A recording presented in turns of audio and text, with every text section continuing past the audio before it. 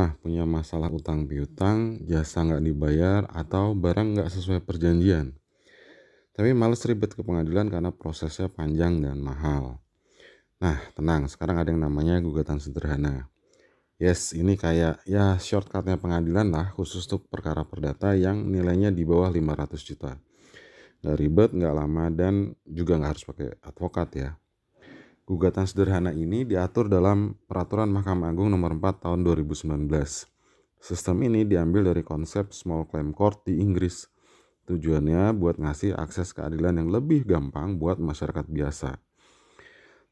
Tapi apa sih ciri-ciri gugatan sederhana? Nah, saya sebutkan ya. Pertama, nilai gugatannya maksimal 500 juta. Perkaranya juga cuma ada dua jenis nih, cedera janji atau perbuatan melawan hukum. Kemudian yang ketiga, domisili penggugat dan tergugat harus di wilayah hukum yang sama nih. Dan yang terakhir, dan Anda harus datang ke sidang, nggak bisa cuma nitip ke advokat saja. Yang lebih enak lagi nih, prosesnya cepet banget. Dari sidang pertama sampai putusan maksimal ya cuma 25 hari kerja. Bayangin nggak perlu nunggu waktu yang cukup lama kayak perkara yang biasa. Nah, terus gimana nih cara daftarnya? Jadi Anda cukup datang ke pengadilan negeri, isi belangko gugatan yang sudah disediakan. Setelah diperiksa kelengkapan berkas, hakim tunggal bakal ditunjuk buat nangani kasus Anda. Dan lalu hakim akan ngecek dulu ini masuk gugatan sederhana atau enggak. Kalau memang masuk, maka akan lanjut ke sidang pembuktian. Dan dalam waktu 25 hari kerja tadi, maka putusan harus dijatuhkan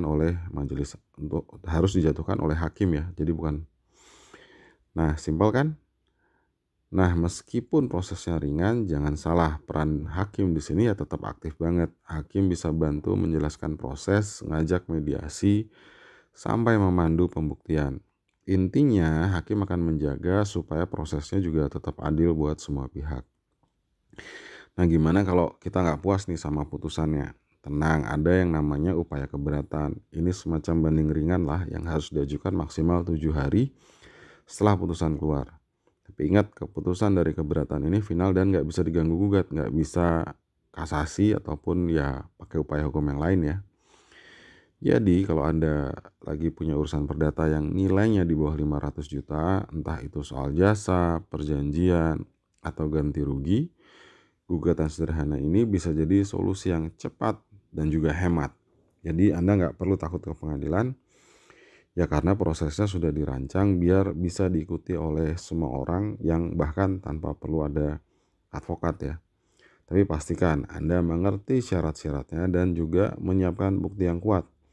Nah, kalau memang Anda perlu bantuan, Anda juga bisa nih konsultasi juga sama advokat. Terutama kalau Anda mau mengajukan keberatan biar argumen Anda juga semakin solid. Dan yang paling penting, jangan nunggu hak Anda digantung terlampau lama. Karena sekali lagi ngerti hukum itu bukan cuma buat pengacara atau advokat ya, tapi buat semua orang yang pengen biar nggak kena pasal.